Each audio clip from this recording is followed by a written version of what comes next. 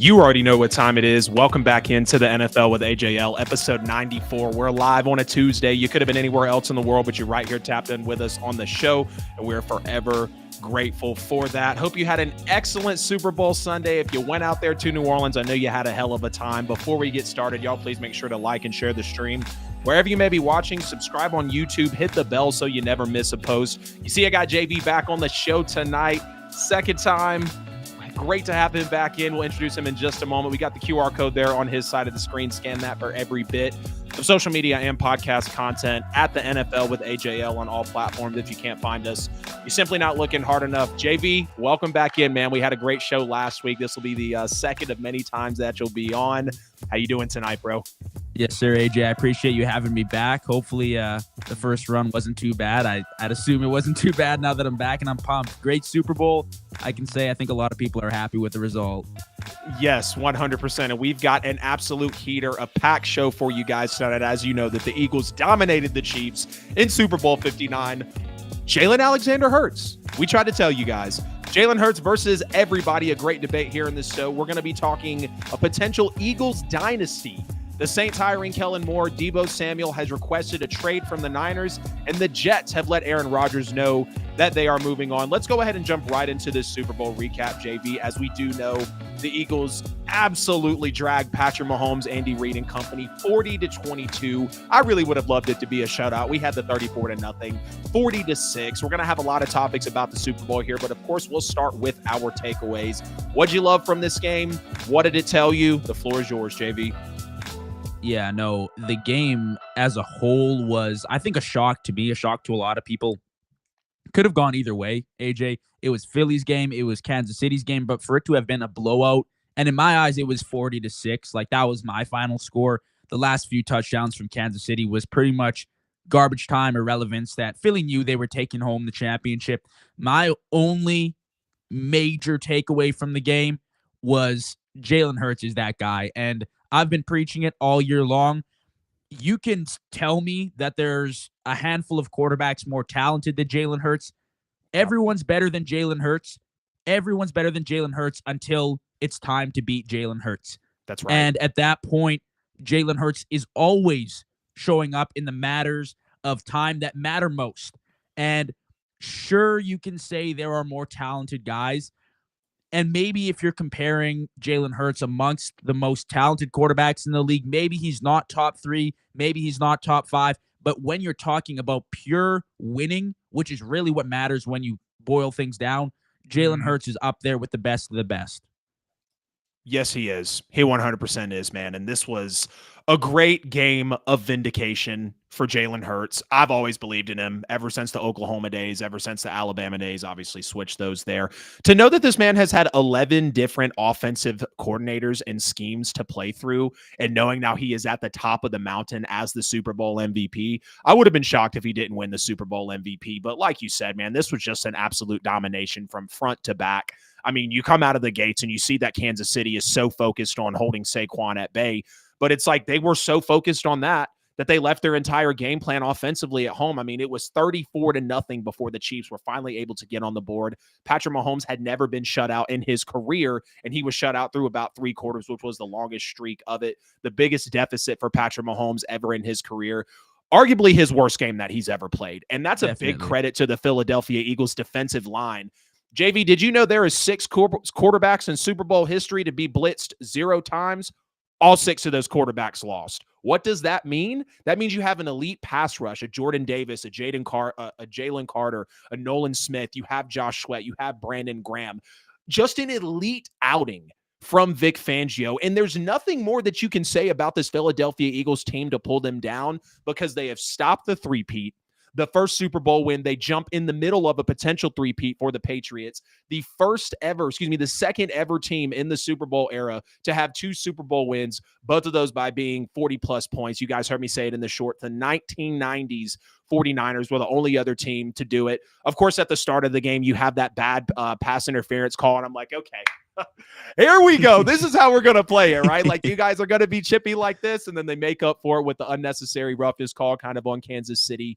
and everything was kind of able to play out that way. I got to give a lot of respect to Philadelphia with the run, even though Kansas City was stuffing it, because Shannon Sharp said it well. When defenses are playing nickel like Spagnuolo will, you got to pull them back in. You got to put somebody up the middle like Saquon Barkley. And as soon as that was pulled back in, Jalen Hurts was throwing dots over the top. I mean, A.J. Brown was eating Trent McDuffie alive. You see the bomb to Devontae Smith, which clearly sealed it. And to know that Spags defense was so porous, so bad, that I felt like every wide receiver for the Eagles, every pass catcher was so open. There was very few contested catches. And of course, A.J. Brown had a couple of throws down the sideline as well. But the Eagles just getting so much pressure on Mahomes, the tight secondary from Philadelphia, best roster from top to bottom, just making Mahomes hold the ball longer.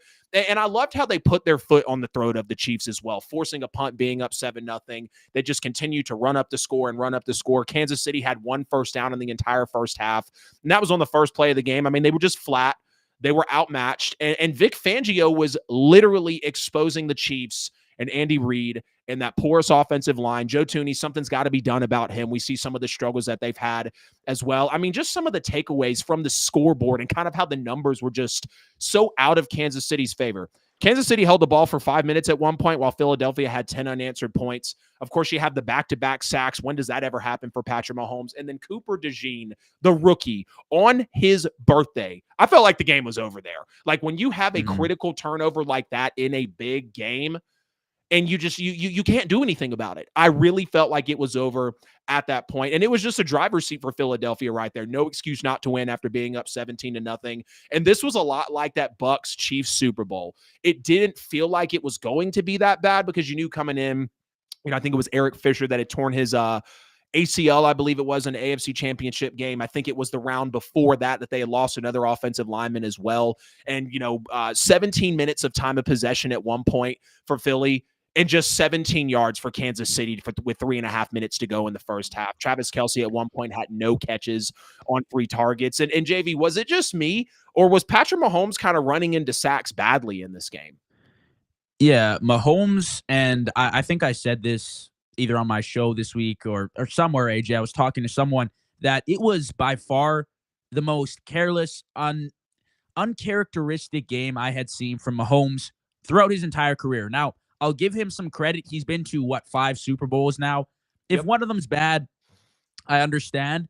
But it was so uncharacteristic of Mahomes to turn over the ball so carelessly. One bad pick to Cooper DeJean, one bad pick to Zach Bond, which was a crazy pick, by the way. It was a great catch, but 3 turnovers for Mahomes was just completely out of the blue for me. I was expecting a well-oiled machine from Kansas City. And going back to your earlier points, AJ, even Jahan Dotson was getting worked in. He had less than 20 receptions this year, and he was cooking that Kansas City defense. I think from Mahomes' perspective, and this is something I wanted to bring up with you and run it by you, but I was expecting Mahomes to have his 28-3 Super Bowl. At some point, you know what I mean? I was watching. I watched Philly put up how much? I watched Philly 34 put up unanswered 30 points. Yeah, I watched Philly put up 34 unanswered, and I was waiting for Mahomes to have his Tom Brady moment in the Super Bowl where he cleans things up, organizes the offense, and brings things back. And it just never happened. It never unfolded that way, and that was a little shocking to me. Credit to Philly. They are pound for pound by far the best team in the league. I don't think anyone's remotely close right now. But for Mahomes, it was just such an odd performance from him. Pressure was bad. Receivers were dropping balls. That's great. I understand. I won't pin it all on Mahomes. It's never 100% on one player. But the quarterback is the most important position. And when you play like that, you can't expect to go anywhere in a Super Bowl game. 100%. When you're getting pressure with 4 and you blitz 0 times, and you get 6 sacks, 1 off of the Super Bowl record, many pressures. I mean, everybody was getting a take at it, really, man. And when you look at Mahomes sometimes does not play his best games in the Super Bowl. He's trailed in all 5 Super Bowls. He already has more interceptions and less touchdowns in 2 Super Bowl losses than Tom Brady does in 3 Super Bowl losses. So there's really levels to this, you know what I mean? And when you look at the fact that Mahomes has played the Niners twice, played the Eagles twice, and then played the Bucks once, and he's lost to the Eagles, he's lost to the Bucks. he takes a minute to get going in some of these big games. And that's a little weird to see from a guy who is in a lot of conversations, of course, with Tom Brady as one of the better quarterbacks that we've seen. And there's no question about that, but you guys heard me say it, and I'll say it again.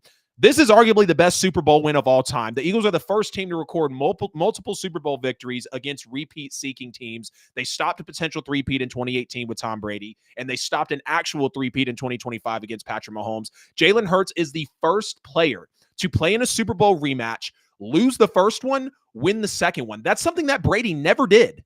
And I'm not trying to put Hurts in the same conversation as Brady because that is completely disrespectful, but it is very rare to know that you play somebody as elite as Mahomes in the first Super Bowl matchup. You come back in the second one and you get your get back. There were 19 quarterbacks who made a Super Bowl debut, never saw the game again. Jalen Hurts is not one of those. They're the second team ever, like I said, to win 2 Super Bowls while posting 40-plus points in each win.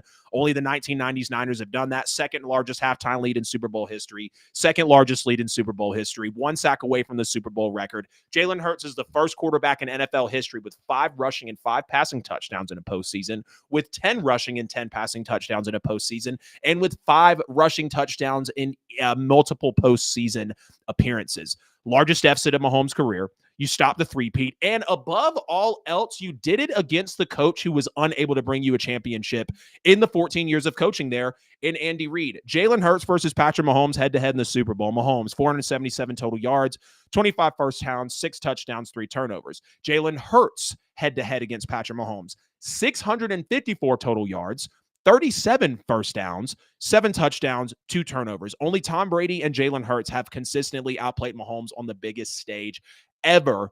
Jalen Hurts had an 82% adjusted completion percent rate in this playoff run, 920 total yards, 10 touchdowns, 1 interception. He is your Super Bowl MVP. I mean, at one point, there were 22 plays in Chiefs territory, and there was 1 play in Eagles territory. At one point, Kansas City had 11 plays offensively. Philadelphia had 12 first downs. You got to give it up to Nick Sirianni. He's now one of 7 active head coaches with a Super Bowl win. And, talking about how the Chiefs didn't run the ball versus how the Eagles kept running it, even though Saquon got stopped up. Once the Chiefs bailed on the run, which was kind of quick for them, Philly knew, we're going to pin our ears back. We're going to get after you with 4. We're going to allow 7 defenders behind us to really play at a high level, and you're not going to get anything. And then you see Philadelphia continuing to run the ball. Saquon Barkley is an absolute weapon, and when you have the threat of him, you're going to bring those boxes in, be able to pop him over the top against a Jalen Watson, against a Trent McDuffie, and Kansas City has to go and get some better secondary playing. I mean, they just do. I'm not going to give a slight to the All-Pro and Trent McDuffie, but he was cooked in this game. A lot of the Chiefs secondary was absolutely cooked. Out of every quarterback who has played in 2 Super Bowls, Jalen Hurts is the only one with 70+% completion percentage. He's the only quarterback, again, to have lost that first matchup and then win the rematch in the Super Bowl. And the fact that the Chiefs didn't pass midfield until garbage time, I mean, this was an absolute domination, as we know, from start to finish, all 3 phases. Now, the big question is, the Chiefs are back at ground zero. Where do you think they go from here after a humiliating loss on top of the Dynasty run? Like I said, I think, honestly, AJ, Philly is by far the most, they're so much further superior than every other team in the league. So Yep. I can say, okay, the Chiefs had a bad performance and match them up, but that is true for 31 other teams in the league. Like, your gold standard to compare to now is Philly, and I don't see things changing until there's some drastic moves made and teams really do improve. Philly stomped all over the NFC and stomped over KC. It wasn't close. I think for Kansas City, I think they'll tailor off for a few years. I think now is the time where you'll see Josh Allen in the Super Bowl, Lamar in the Super Bowl, Joe Burrow potentially return. I know we talked about that in a previous episode, AJ. I think this is their goal time within the next 1 to 2 years, where the Chiefs, again, they kind of get back into the groove of things. Maybe they don't make it all the way. I think this will open up an opportunity for them. Kansas City will be fine. They have Andy Reid still coaching. They have Mahomes. That's the secret sauce. Travis Kelce seems like he's kind of cruising into retirement. I don't know if it's this year. I don't know if it's the year after that, but eventually the inevitable will come. I do think Kansas City truly suffered from the loss of Rashee Rice early on. They didn't have a true number 1. Travis Kelce's older. He's not somebody you can completely rely on anymore. And that's just the fact of age. The O-line did have 3 Pro Bowlers, I think 2 All-Pros, something along those lines. They looked good, but again, in the Super Bowl, they failed them. Defensively, they were just absolutely exposed. But the one thing I will say, AJ, what else can you do? You dedicate your entire defensive game plan to the guy that dominated defenses all year and said, let's let Jalen Hurts throw the rock. Let's see what Jalen Hurts can do. And once he did, it was like, oh my goodness, what are we going to do? We game planned all year long, which, by the way, they did incredible things stopping the run. But once you have 2 different options in an offense, you pick your poison. They picked it. They stuck with it, and they got a lie in the bed that they made. You know what I mean? Yup, 100%. And I love that KC's game plan was, you're going to beat us, Jalen Hurts. And Jalen Hurts said, hold my beer. I should have beat you the first time. I outplayed you the first time. Outside of the fumble, I was damn near perfect. This time, Jalen Hurts was elite. He is elite. He is a winner. He is a Super Bowl MVP. And all the haters, like you've said, JV, can take a seat. There were 31 other NFL quarterbacks this year that did not win a Super Bowl. Jalen Hurts is not one of them.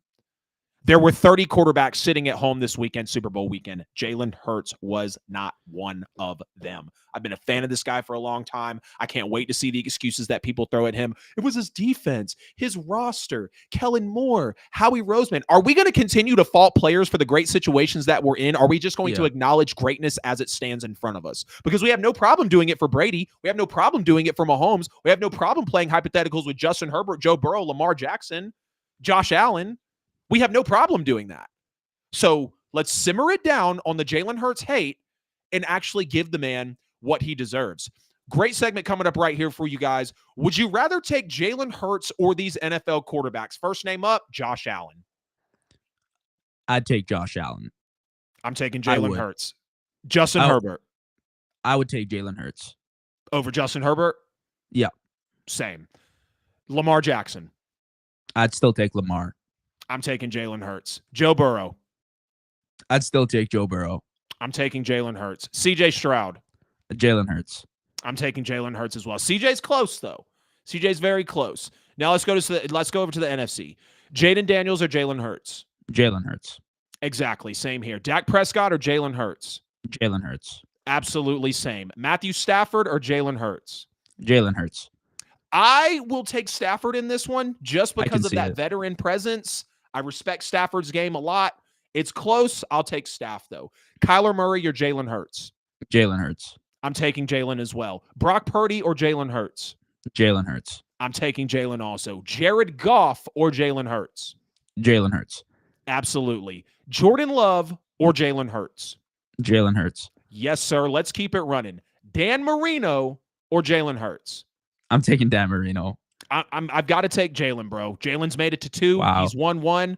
No disrespect to Dan, but I'm not going to continue to doubt the winning. I'm not, because here's the thing, JV. We have a very different conversation on this show if Jalen Hurts has now beaten Patrick Mahomes twice, correct? Correct. Yes, we're playing hypotheticals, of course, but to act like Jalen didn't outplay Patrick in the first one and that a couple calls didn't go Patrick's way, we could have a completely different conversation. Jalen Hurts or Eli Manning? That's tough.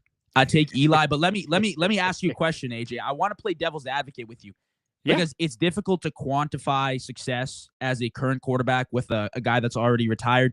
Yeah. For you to take Jalen Hurts over Dan Marino, you're saying Jalen Hurts is a Hall of Famer, future, because Dan Marino's in the Hall. So you're taking Jalen Hurts over a Hall of Famer, which I think Jalen Hurts is on his way, but I don't know if I'm comfortable.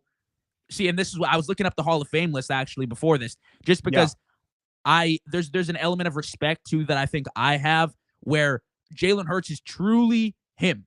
He truly shows up and wins, but I want to see the rest of the career pan out until I compare him with guys who already have those Hall of Fame nominees and acceptances.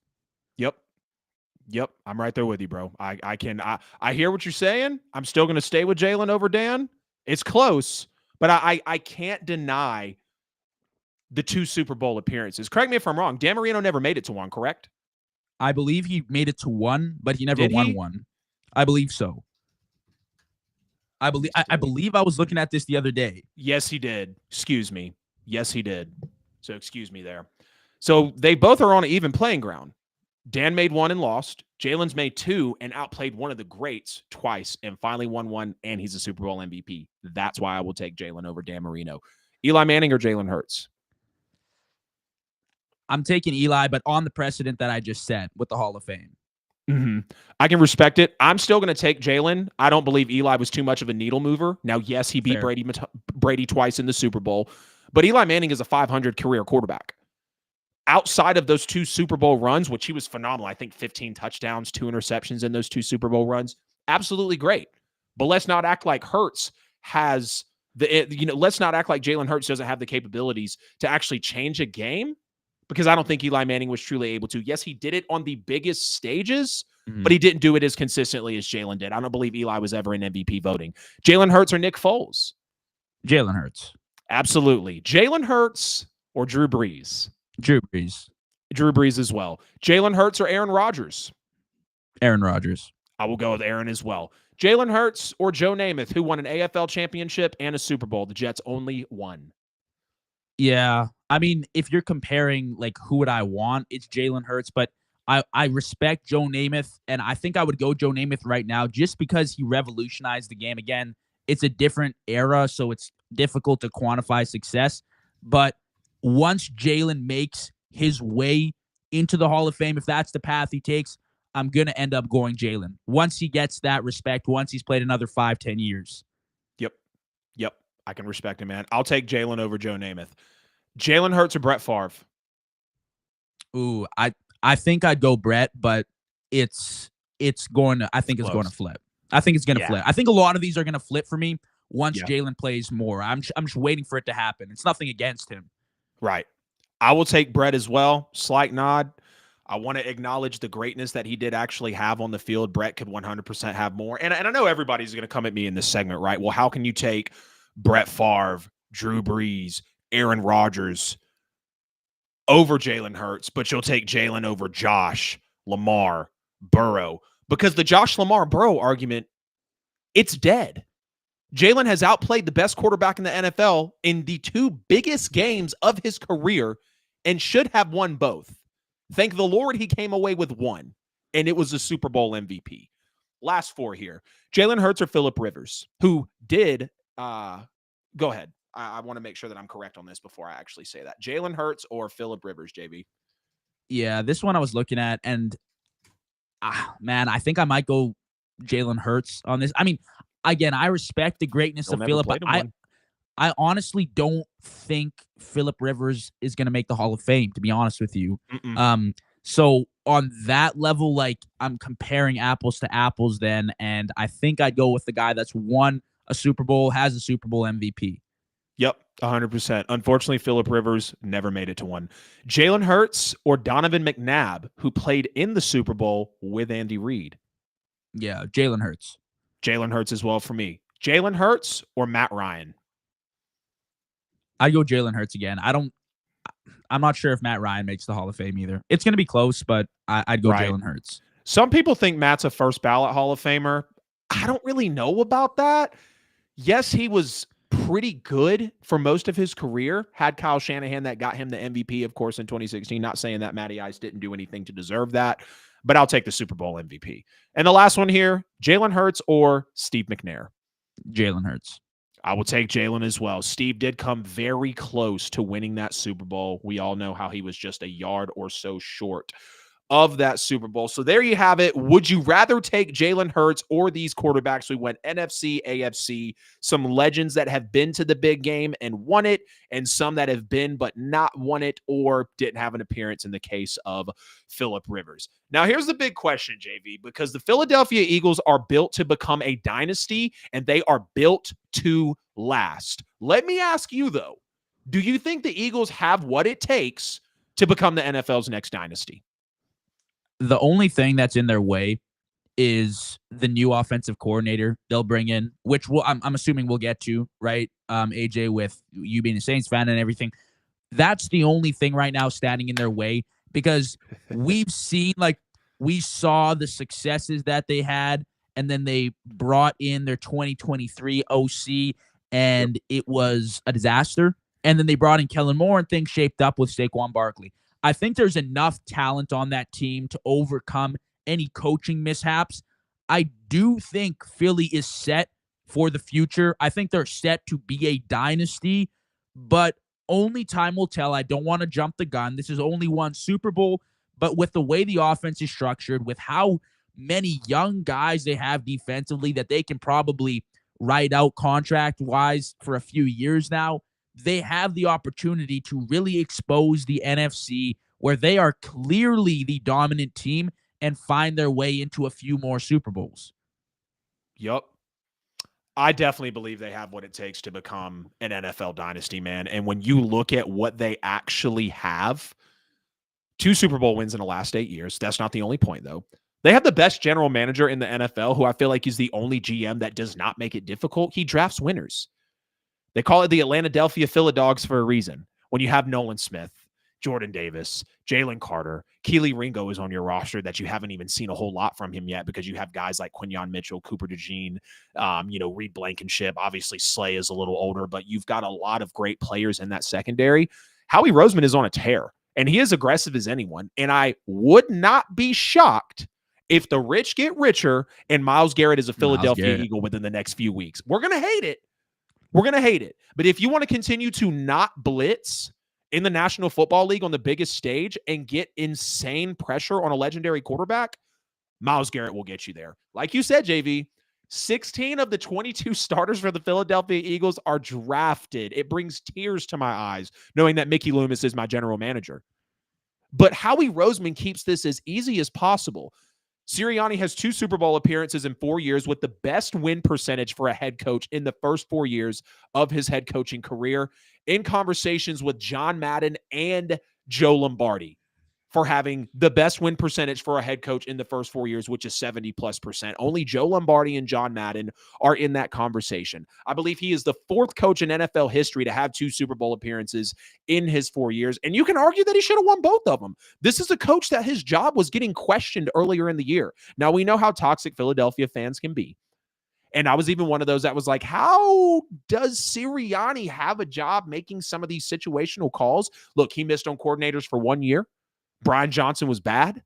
He turns around and gets Kellen Moore and Vic Fangio and is the best team in the NFL far and away. This is the youngest defense to ever win a Super Bowl, and they're all on cheap contracts. The average age is 26. You don't have to pay Cooper DeJean yet. You don't have to pay Nolan yet. You don't have to pay Jalen yet, or Jordan, or Q Mitch, or Rodrigo Blankenship, who's 26, or Zach Bond, who is only 28, or CJ Gardner-Johnson, who's only 27.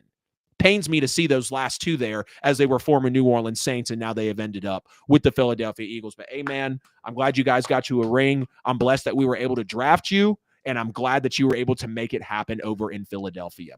A franchise quarterback who is an elite winner and now a Super Bowl MVP in Jalen Hurts. And you have elite weapons offensively. I mean, A.J. Brown, Saquon Barkley, Smitty, who is a Heisman winner, Saquon Barkley being that 2,000-yard rusher. Dallas Goedert is amazing. God forbid if they go get some more offensive talent, this is going to be already more of a juggernaut than what they are. They've got some guys to lock up in the offseason, like Zach Bond, obviously. I think Howie said that he's a number 1 priority.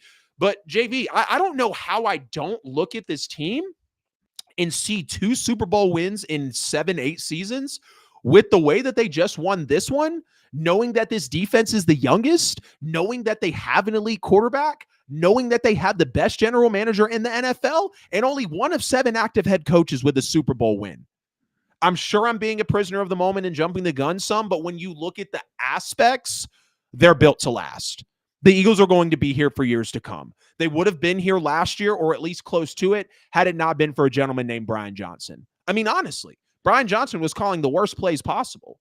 And when they hired Kellen Moore, I said, that's a great hire, because I saw what he did with Dallas. Wasn't too much of a fan in, LA with the Chargers, but Justin Herbert got hurt, so he did the best that he could. And then when you take a look at Vic Fangio, Fangio's got to be a priority to come back. It's great that defensive-minded coaches, and Fangio's been in it for 45 years, right? I don't think a guy that's been in the NFL for 45 years, coaching for 45 years, might be 35, but I know it's 30 plus that he's been coaching.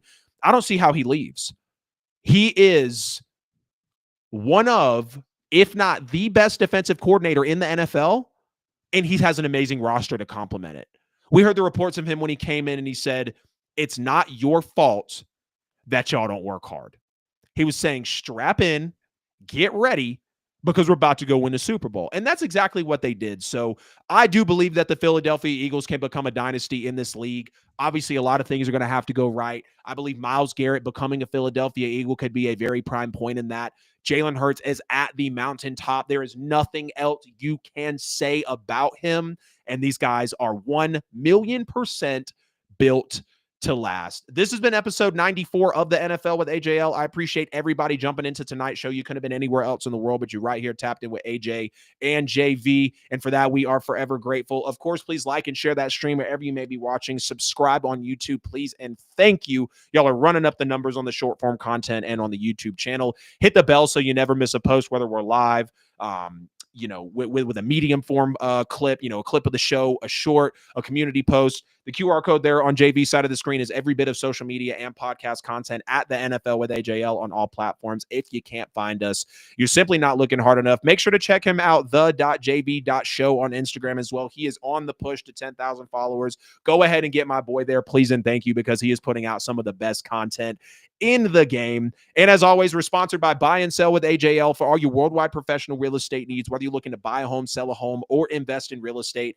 this is the team that you need to be working with. You can DM them on social media. You can also get on their exclusive newsletter that they send out every month, get on their monthly neighborhood market reports to give you a quick home valuation, or you can start going to their monthly real estate meetups that have been a great catalyst for the community, looking to get your next real estate deal, looking to learn about the real estate market, or just looking to network with professionals in general. Buy and Sell with AJL is the team that you need to be working with. Quick news, we are actually working on 2 new sponsors for the show, W Energy, and we just got officially approved with HyperX, the gaming headset, and I believe streaming microphone, podcast microphone company. Still working out some of the kinks there, but we will have you guys an official affiliate code so you can go copy some nice headphones, get you a podcast or get you a microphone to start the podcast. Maybe you want to start streaming gaming content, whatever it is. The NFL with AJL will be sure to get that affiliate code to you so you guys can stay tapped in on the sponsorships that have been so faithful in supporting this show.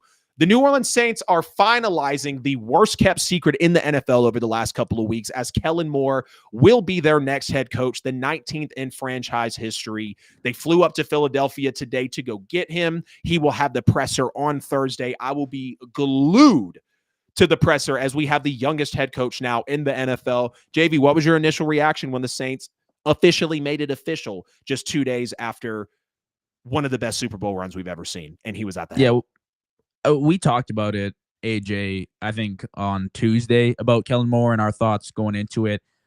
I thought, honestly, he impressed me during the Super Bowl, called a really clean game. Jalen Hurts was also incredible, so there's 2 stories to that. But I thought Kellen Moore called a great game. And again, with a lot of the coaching opportunities open this year, you had Ben Johnson, Aaron Glenn, Pete Carroll. They kind of filled the roles. It kind of depleted the market just a little bit. Bill went to college. So options-wise, I think Kellen Moore is not a bad choice. And now that he's going to New Orleans, I know you had asked me, AJ, I think through text, you were asking me like what the best move is, I think, moving forward.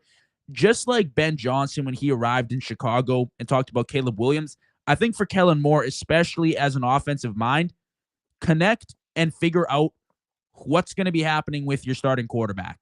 Figure it out immediately because, like Ben Johnson said, quarterback success is a large predictor of team success now today in the NFL. And for Kellen Moore to be an offensive guy, to be calling the offensive plays, which I assume he will be doing, you have to have a great relationship and great chemistry with the guy that you're putting the ball in his hands every single play. I think that's the number one priority. Kellen Moore, I don't know which other options right now on the market would be much better, especially for a franchise where you're looking at it and honestly, maybe there's not that much hope. Yeah. That's all very good points there, man, for sure. I was very happy when they were able to finally make this deal happen. A lot of people were posting on Twitter, hey, look at my coach. Look what he's done. 145 points in postseason. That's the most in NFL history. And I'm like, hey, y'all hold your horses, okay? Liam Cohen scarred me. because we really thought Liam Cohen was going to stick in one spot. He went to another. I said, I will not believe it. Not when the news breaks. I won't believe it until he's on the New Orleans Saints YouTube channel live, giving the presser, addressing the media, letting people know that he is actually in there. My initial reaction, I'm so happy that we got somebody young and offensive-minded, somebody outside of the Sean Payton and Drew Brees era, somebody that will not have to live in the shadow of the Sean Payton and Drew Brees era. The fact that he is so offensive-minded, I think no matter the Saints roster next year, I don't think that it's going to be an elite offense, but they will see some life that they haven't seen in a couple of years since the Sean Payton and Drew Brees era had ended. The youngest ever head coach in the NFL is something great. Again, the fact that we accepted our fate a little bit, it seems like, trading Marshawn Lattimore, firing Dennis Allen. It seems like Mickey Loomis is still trying to accept it, but it's hard not to be buying into the hype because of what Kellen Moore did this season. I mean, yes, he had Jalen Hurts. He had Saquon Barkley. He had the best offensive line in the league. He had Smitty. He had A.J. Brown. Yeah. He had a lot at his disposal. No Right. question about it. And his skills are going to truly be tested. Was it the rosters? Was it the competent quarterbacks? Or was it actually Kellen Moore that was able to plug in and make things happen? I think his first orders of business, realistically, since you're going to be calling plays offensively, the offensive coordinator can not necessarily be a miss, but there's not as much pressure as there is on the defensive side of the ball. You see the name Brandon Staley being thrown around right now, who's the former coach of the Los Angeles Chargers. I believe he was the DC of the Rams, if I'm not mistaken, before the Chargers ended up hiring him as their head coach. He was a great defensive coordinator. We saw what he was able to do, with the Rams in his time, before he got over to the Chargers being the head coach. I think he could be a very solid candidate. I haven't seen a lot of other names being floated out there yet, but you have to absolutely nail the defensive coordinator position. The number 2 order of business, you have to figure out a way to cut ties with Derek Carr. Because if you're telling me as Kellen Moore that you've coached Jalen Hurts, who is mobile, Justin Hurts, who can be mobile, and Dak Prescott, who can get out and be mobile as well, there's no way that Derek Carr, first of all, he's going to be the 4 of the weakest quarterbacks that you've ever worked with out of the 4 that you're going to be working with. And we know what Derek Carr is. He cannot be elevated anymore. Yes, you might want to look at the first 2 weeks of what the Saints were able to do with Clint Kubiak and, build the statue because the Saints have put up the second most points in the first 2 weeks. The last time they did it was the 2009 Saints. But we saw that was a fluke. Taysom Hill gets hurt in a gadget player. Your center goes down, which are both hard things to stomach as a Saints fan. And especially when your center goes down, it is very hard to play an effective football game. But you can't sit here and tell me with the elk of quarterback that Kellen Moore's been able to deal with, that Derek Carr is going to be his guy. If anything, it gives me more confidence that we might actually draft a quarterback this year. I mean, honestly, because if you think that Derek Carr will be able to run this offense that just came off of 8th total offense in the league, 7th in scoring, and 29th in passing with Jalen Hurts. Now, yes, that's because of Saquon Barkley, but you've got Alvin Kamara, who is getting older. Love AK. There's a reason I bought his jersey over Michael Thomas's, and it was the best decision I've ever made. When you look at Derek Carr, he is older. He is not a special quarterback. When you look at some of the receiving room, they're not that great. Yes, I love Rashid Shaheed, but he's coming off of an injury. Chris Olave, we're unsure. His brother doesn't want to be here. His brother doesn't want him to be here. There's multiple reports of the Saints possibly taking a wide receiver in the first round. I think this is the first year as a Saints fan. I'm like, okay, take BPA. Take the best player available because you need an entire slew of talent. Right. So I don't believe that Derek Carr can be the quarterback. I don't want it to be an Aaron Rodgers. I don't want it to be a Kirk Cousins. I don't want it to be a Sam Darnold. So I am under the impression with a young offensive-minded guy, how do we not draft a quarterback this year? I would love to draft a quarterback this year that we can plug in, maybe have him sit behind Derek Carr. Maybe Spencer Rattler is the guy. I think that's where we're possibly going to lean first is Spencer Rattler because he can move. Is he good? I'm not sure yet. Let's see what we can do with that O-line. Let's see the roster that we can actually build up. But it's going to be very interesting to see what Kellen Moore is actually able to do as a 19th head coach in New Orleans Saints history. Trusting him to succeed in New Orleans, given how awful the situation is currently, is probably kind of a push reaction to me because we really don't know. We've never seen Kellen Moore in this bad of a situation. The only time Kellen Moore has been bad is when his starting quarterbacks were injured. Dak and Justin Herbert when he had to deal with Easton Stick. And both of those were ugly within themselves. what do the New Orleans Saints not do good at over the last couple of years in the league? It is staying healthy. They have been towards the bottom of the league, or the tops of the league, I guess, in total injuries, racking up injury after injury, putting people on IR. I'm questioning the strength and conditioning team. I can't believe we just signed a decade extension with Oshner Health. I understand some of the players go outside of that building to seek their own health care, but I'm not seeing a lot of positives for success early on. But when you're young, and more importantly, not even young, when you're offensive minded, you're off of a 95-point stretch in the two biggest games of your career, and you put up 40 in the Super Bowl against a Spags defense, it gives me hope, man. It gives me absolute hope that we can replicate some of that success here with Kellen Moore. Is he able to pull over some coordinators from the Eagles? I'm not sure. You got to nail it on the defensive coordinator side. You got to be able to get yourself a quarterback, and we have to draft well. Can Kellen Moore do that? Can he live in the shadow of Mickey Loomis, even though he's outside of the shadow of Drew Brees and Sean Payton? That will be left to be desired. Deebo Samuel has requested a trade from the San Francisco 49ers. I was a little shocked by this, but we've seen over the last couple of seasons and the off seasons with him that he's been a little unhappy. He likes to chirp. He actually showed up to Super Bowl weekend, if I'm not mistaken, in an either A.J. Brown or Devontae Smith jersey, and 49ers fans were not happy about it. Now that Deebo has requested a trade from the Niners, JV, give me some of your landing spots for this kind of a multifaceted wide receiver to, be able to go to his next NFL team. I kind of looked over the landing spots online prior to the show, AJ, and I was looking the teams that they had tossed out there: Pittsburgh, Denver, Carolina, Washington. The way I view Deebo is pure. Like, I don't think you can rely on Deebo as a number one. He had one incredible season. Pardon me. I believe. Was it 2019 or 2021? It was one of those seasons. He had an incredible year, and that was awesome. I love to see it, but 2021, 1,400 receiving yards. It was something insane. But ever since then, and even before then, it's been decent, average, sometimes below average from Deebo, and he's coming off his worst season by far statistically this past year. He gets injured a lot. He's a gadget player, which, they can be a little flaky. When they get injured, that career deteriorates like crazy. And he didn't really want to be used as a gadget player anyways. He didn't really want to be used like he was in his prime, big-time season. So who do I think he's going to go to? I mean, Pittsburgh, I don't really see it. I don't think Tomlin wants to put up with more than one diva at wide receiver, and George Pickens is a hell of a lot to deal with. I could see maybe a Denver, Washington thing, but again, Sean Payton, I don't know if he wants to deal with that. They know who they're bringing in, and I don't think you can dump all your marbles into one bag. I don't think you can put all your eggs into one basket with Deebo.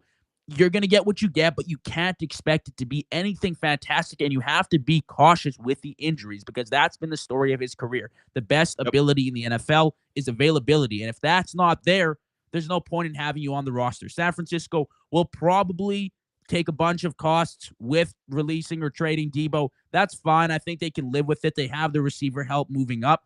But for Deebo, I don't know. I think maybe his best days are behind him. Who am I to talk? He's a professional athlete. I'm not, but I don't think it's anything to be wowed about. Yeah.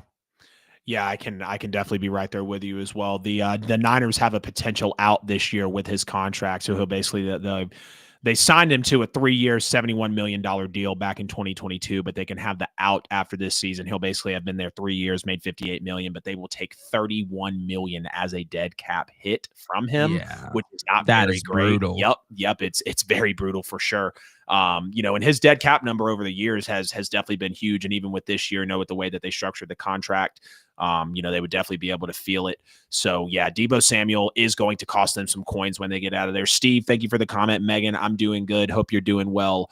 Also, is in terms of landing spots for Deebo Samuel, I've got, 7 teams here, a lot of them similar to the Cooper Cup landing spots there. So it was kind of easy to make some relations. No, not the same type of receiver, but I think you can kind of put them in the same role. Maybe get Deebo on some of those running back, plays coming out of the backfield like he did with the Niners. But I think that was a very Niners exclusive thing. The Packers need a big time wide receiver one. Christian Watson can be solid. I believe Jaden Reed as well, if I'm remembering that name correctly, can also be a solid player. But I think when you put him with Jordan Love, with a Matt LaFleur, with the way that offense has been able to perform over the years, I think Deebo Samuel would be a solid fit here. The Atlanta Falcons could also go make a case at this guy as well. If you put Deebo Samuel, Drake London, you've got Kyle Pitts as well. Darnell Mooney's probably going to stick around. Maybe Ray McLeod could as well. One of those might be able to, get out of there with bringing in Deebo Samuel. But I think if the Falcons brought him in, it would be a very solid pairing with this offense. I feel like Washington is at the top of every free agent conversation because they have so much money to spend. They just went to the NFC Championship with a rookie quarterback. So why not go ahead and get as much better as you can? Because Philadelphia is looking you right in the face of the division saying, bring it on, brother. Bring it on. We would love to play you as many times as possible. And not even because of the 55-point NFC Championship blowout, but we're going to see you twice a year. And we're going to be one of the better matchups divisionally every single year. Jalen Hurts, Jaden Daniels, very comparable. Dan Quinn, Nick Sirianni, comparable in a way, coaches, what Dan has done so quickly in that first year after the team being sold. It's a lot. It's absolutely a lot to have that lift while playing with house money. So Washington, I think if they could bring in Deebo Samuel, they have Zach Ertz. They also have Terry McLaurin as well. So that could be a solid pairing. Kind of agree with what you're saying on the Steelers there and even the Broncos that they know that this is a diva wide receiver. He's going to have a lot to say, as Ocho Cinco says, sometimes you got to let him know. You got to talk to him. You got to knock on the door every now and then because if you don't knock, they're going to forget that you're there. They're going to forget that you're standing there waiting on your targets, waiting on your receptions, your yards, your touchdowns. But I don't think the Steelers really have a star receiver right now. Obviously there's a Calvin Austin. Of course, there's a George Pickens, which I'm just waiting for the news to break that George Pickens will no longer be a Pittsburgh Steeler. Not very well versed on his contract, but we know that we've seen some of the instances there over in Pittsburgh. So Deebo, maybe it feels like a, replication of George Pickens, but I do believe Deebo can be more mature than him. Sean Payton, of course, over there with the Broncos, I think they overall need a star wide receiver one. He can be a one, possibly a two, he can be a two, possibly a one, outside of that season where he was so great. He hasn't played actually a full season except for 2021. And I want to say in 21 was when they went to the 17-game year, 15, 7, 16, 13, 15, 15 in terms of the amount of games that he's played from 2019 to 2024. But I still think that Deebo Samuel, can make a nice plug-in over there for the Broncos. Of course, there's a Cortland Sutton, some other receivers like a Marvin Mims, but it feels like they could really benefit from that presence. Maybe the Chargers. I know there's a Quentin Johnston, there's a Ladd McConkey, and it feels like it really is their wide receiver room to hold down, but who would complain about Deebo Samuel being a 3? And I think Deebo could be a great 2 with the Buffalo Bills. You talk about Amari Cooper, who isn't very special anymore. He's been in the league for a decade, but he does provide some of that veteran leadership. Deebo, Amari Cooper, you've got Knox, you've got Kincaid. Of course, there's a Khalil Shakir. You've got a Matt Collins as well. So a nice formidable wide receiver room that clearly Josh Allen was just able to win an MVP with. So what if Deebo Samuel does plug into that? I think it could be a very major there. So I've got Bills, Chargers, Broncos, Steelers, Washington, the Falcons, and the Green Bay Packers. Last topic here on episode 94 of the NFL with AJL, man. We've been flying through this one, and we told you guys it was going to be a heater. We're going to have some great content hitting social media for you. The New York Jets have informed Aaron Rodgers that they will be moving on from him. This couldn't have been a bigger disaster for a quarterback going to another team in the NFL. I mean, yes, Russell Wilson with the Broncos was pretty rough. First season worse than the second season. I thought maybe Sean should have held on to him, but he wanted his quarterback of the future in Bo Nix. It was rough with Aaron Rodgers as the Jets quarterback. I mean, let's just call it what it is. At one point, the Jets had more wins with Zach Wilson as their starter than they did with Aaron Rodgers. And he bartered for Alan Lazard to come over there. And he bartered for Devontae Adams to go over there. Lazard, I feel like I'm accurate on that, but I know I heard reports of, hey, I want this guy, I want that guy. And that's just what Aaron Rodgers does. Having said this, with the quarterback market being so small, because I think there's only 4 teams in the league right now that are going to truly entertain getting a quarterback, should Aaron Rodgers hang the cleats up, JV?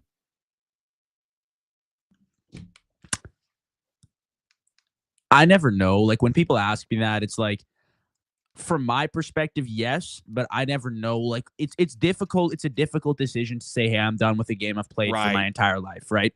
I think for Aaron Rodgers, I mean, okay, I'll take it from a Jets perspective. The one thing I love that Aaron Glenn has done, and I just saw a report, I think earlier today, that Aaron Glenn said, hey, Aaron, if you want to be in New York, if that's going to be the case, there's no more Pat McAfee show. He's putting his foot down. It's a no joke scenario. Set It is the a standard. coach that is right. It's a culture Yeah. changing coach.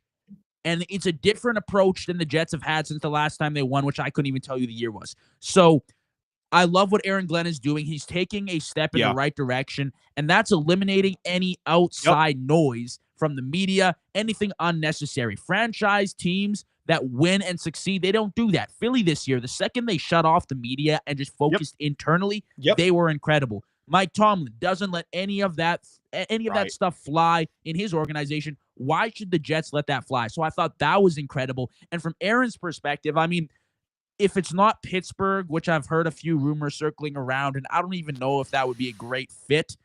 I mean, who is it Right. going to be? Is Right. it the Raiders? Is it the Rams? I think Matthew Stafford comes back another year, so I don't think he goes to LA and sits behind Nah. Stafford. That's insane. So is it Las Vegas where you're not winning anything? I don't know.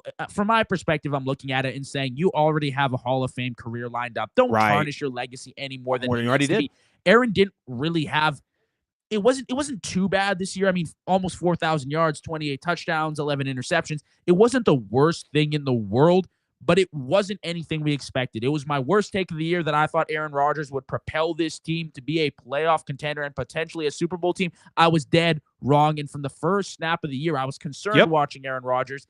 I just don't think he has it in him anymore. I'd love to see him prove me wrong, but on a team that's actually going to take you to a Super Bowl, they're pretty much booked with their franchise quarterbacks now. You see that number right there, JV? You see them fingers that I'm holding up right there? You know what that is? Yep. It's how many wins Aaron Rodgers had this year as a starting quarterback for the New York Jets. You see this number right here? That's how many wins the New York Jets had last year with Zach Wilson as their starter. Aaron Rodgers' career is done. I'm not one to talk about premature retirement, but it's done. It's that simple. He's 40 plus. He doesn't have it in the tank anymore to get it done.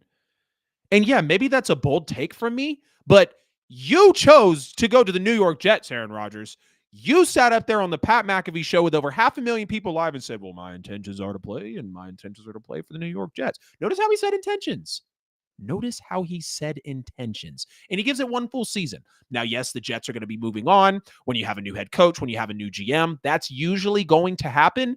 And Aaron Rodgers might be the new bridge quarterback in the NFL. Is Aaron Rodgers the new Kirk Cousins? Is Aaron Rodgers the new Sam Darnold? Is Aaron Rodgers going to be this plug-and-play type of guy? Is he going to be a Justin Fields or Russell Wilson type of journeyman now? And that's not to disrespect Aaron, but when you look at the actual quarterback room that the NFL has available, is he going to go to the Raiders? No. You really think he's going to want a commandeering coach like Pete Carroll to be able to tell him what to do? Aaron doesn't like to be told what to do, and we know that. He wants to meddle. He wants to say, give me this guy. Oh, bring Devontae Adams back over to the Raiders. Like, no, stop that. Let the coach coach. Yes, you will have input on the team because you're a legend. You've won 4 MVPs. You wanted him back-to-back years. We are not knocking anything from A-Rod, but when you look at how he has just not been solid the past year, and I understand he tore the Achilles, he wasn't going to be the same. But respectfully, that was his choice to come back. Yes, he kind of had to because he knew that he was going to give it at least 2 years with the Jets. But it's over. It's done. Aaron Rodgers' NFL career is an absolute dud at the moment. Are you going to take him to the Browns? God, no. He doesn't even want to go to the Cleveland Browns. They're going to be looking for a quarterback. You want to pair him up with Mike Kafka with the New York Giants and how they just gave away Saquon Barkley? You really trust the leadership in that front office? You think that you're going to be able to convince the Saints that you should be their next quarterback? Do you think Kellen Moore will want to bring in an aging quarterback and Aaron Rodgers, who now has proven that he's not able to be mobile? And there's no talent. There's no talent on any of these squads offensively for A-Rod. I mean, yes, there's Brock Bowers with the Raiders. Obviously, you've got Jerry Jeudy, I believe, if I remember that correctly, with the Browns. Don't know who you're looking at over in New York besides Brian Thomas Jr. And with the Saints, it's very bare. You're going to throw checkdowns to Alvin Kamara. Are you going to hope that you can pop Rashid over the back end? He's still coming off of an injury. Again, we don't know about Chris Olave. Are you going to play around with Foster Moreau or Jawan Johnson at the tight end position? I don't believe Aaron Rodgers has any landing spots. And Aaron Rodgers will not go down being a backup. He just won't. That's not his personality. Aaron Rodgers will not settle for second. He wants to be QB1, and rightfully so. With the elk of his talent, he should be. But there's no spot left for Aaron Rodgers in the NFL. I mean, am I wrong to say that, JV? There's no spots left for him. No. I don't. No, I mean, like, every team that's in need, and it's the same case scenario for the draft. When rookie quarterbacks are drafted somewhere early to teams in need, it's usually a disaster because the teams are a disaster themselves. They're a disaster themselves. So where is Aaron Rodgers going to go that there's actually going to be a change? When he saw New York, it was Garrett Wilson, it was Breece Hall, it was a defense that was top 5 the previous year. It was hope, right? But there's no team right now that I can think of on the spot that has that type of hope, that needs a quarterback spot filled. Even Pittsburgh, it's like, I would rather roll with Justin Fields, who went 4-2 for us this year and looked promising and has the rest of his career to show us what he's worth, rather than Aaron Rodgers, right? And Aaron Rodgers is a Hall of Famer, and I don't want to discredit that whatsoever, but it's not just an old quarterback you're bringing in. It's an old quarterback that brings a lot of drama. And it's unnecessary for a lot of younger coaches in the league, which that's pretty much what the league is made up of right now. A lot of young, smart, offensive minds. Yep, right there with you, man. Right there with you. And I would hate to see Aaron Rodgers go out like this, but it just... Like, I literally looked up all 32 teams today, and I literally pulled these 4 teams with the Raiders, Browns, Giants, and Saints, because everyone else is set. He's not going to go back to the Jets. Like, I don't need to go and name all the other 28 teams, 29 teams or whatever that aren't including the 4 that I named here, because they're set with their quarterback. They just simply are. I mean, you kind of wonder, okay, with the Titans, well, no, they have the first overall pick. Maybe the Colts, they're still trying to believe in Anthony Richardson, as weird as that might sound. Okay, what about the Jaguars? No, they've got Trevor Lawrence. He's on a fat contract. You're clearly not going to go to the Texans because he is, CJ Stroud is over there. So there is just literally no place left in the NFL for one in the quarterback, Aaron Rodgers. That was episode 94 of the NFL with AJL. Greatly appreciate everybody for jumping into the show tonight, especially you, JV. It is always a blessing. We had JV back on the show this evening at the.jv.show. Tell people what you got coming up, man. I know you're always posting the short content, but I want to give you a chance to plug yourself on this platform. Nah, I appreciate it, AJ. Well, we're going to be doing a ton of work together, which is great. And moving forward, it's the off season, but nothing's stopping. We're still rolling out content all year long. YouTube channel, hopefully with the help of AJ. I appreciate you so much, brother. And I can't wait to get things rolling. You'll see a lot of us throughout the offseason. Yes, 100%. Always great to have JV on the show. Again, y'all make sure to check him out at the.jv.show. He's putting out absolutely great content over there on Instagram, TikTok, all of the platforms where you can consume social media. He is there to entertain and give his amazing takes. Y'all please make sure to like and share the stream before we get out of here. Subscribe on YouTube. Hit the bell so you never miss a post. The QR code over there on JV's side of the screen will give you every bit of social media and podcast content at the NFL with AJL. If you can't find us, you're simply not looking hard enough. I want to thank y'all from the bottom of my heart for the support that we've been getting on social media, YouTube. You guys have been talking to me about how I look like Spencer Rattler. I love it. You know what I mean? I love the fact that you guys are giving me the support, whether you want to be controversial, whether you want to throw some interesting words down in the comments, or you just want to like and share the show. We are getting some traction. We've always had traction since we've been out, but the more consistent I can get for you guys and with the help of JV, the more that we can continue to bring you great content. If you'd like to donate to the show, you can on YouTube with a super chat, a super like, super thanks, super whatever that they have over there. If other social media platforms let you donate, we would greatly appreciate it. No donation too big or too small here on the show, or you can DM me on social media and we can possibly work something out on that end as well. This was episode 94, an absolutely loaded one. I'm Adam. That is JV, and we will see you guys in the next one.